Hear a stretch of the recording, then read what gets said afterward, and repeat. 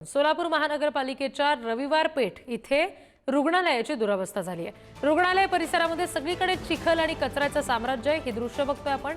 प्रशासनाने तातडीने दखल घ्यावी अशी मागणी राष्ट्रवादी युवती काँग्रेसकडून करण्यात आली आहे। राष्ट्रवादी युवती काँग्रेसकडून या चिखलात बसून आंदोलन करण्याचा इशारा सुद्धा दिला गेलाय।